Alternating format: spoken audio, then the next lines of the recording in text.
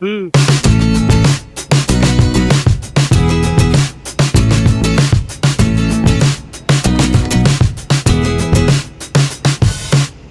Hi guys! నేను మీ travel day Shankar. ఈరోజు మనం కాకినాడ పోర్ట్‌కైతే వచ్చేసాం. కాకినాడ పోర్ట్ చూడొచ్చు ఏ విధంగా బంగారంలా దగదగమని మెరిసిపోతుందో.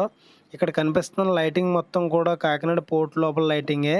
ఇక్కడ దాకా రిఫ్లెక్ట్ అయితే అవుతుంది.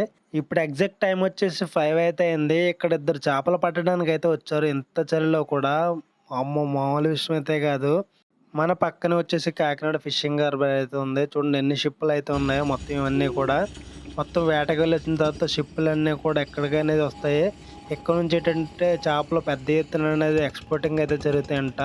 ఈ ఎక్స్‌పోర్టింగ్ గూడా, ఇంపోర్టింగ్ గూడా పక్కన పెడితే మార్నింగ్ నేచర్ వచ్చేసి మామూలుగా లేదు. షిప్పులన్నీ గూడా వస్తున్నాయి, వెళ్తున్నాయి. ఒక మామూలుగా అయితే లేదు చూడడానికైతే మొత్తం పక్కనే లైటింగు పోర్ట్ నుంచి, ఇటు నుంచి మొత్తం షిప్పులన్నీ గూడా వెళ్తున్నాయి. మామూలు ఫీల్ అయితే లేదు. పోతే పోనీ గానీ మంచి లొకేషన్‌కి అయితే వచ్చాం. మనం ఇప్పుడు సన్‌రైజ్ కోసం వెయిటింగు. ఇప్పుడు టైం వచ్చేసి 6 అయింది. ఇప్పటికే చాలా బోట్స్ అనేవి వచ్చాయి. ఇది కూడా ఇంకా చాలా బోట్స్ అనేది వస్తున్నాయి. మొత్తం ఈ బోట్‌లన్నీ కూడా చేపలనేది ఇక్కడ దిగుమతి చేసి మళ్ళీ తిరిగి వేటకనేది అయితే వెళ్ళిపోతాయి. అక్కడ నుంచి మళ్ళీ ఈ వేట పూర్తయిన తర్వాత మళ్ళీ ఇక్కడికనే వస్తాయి.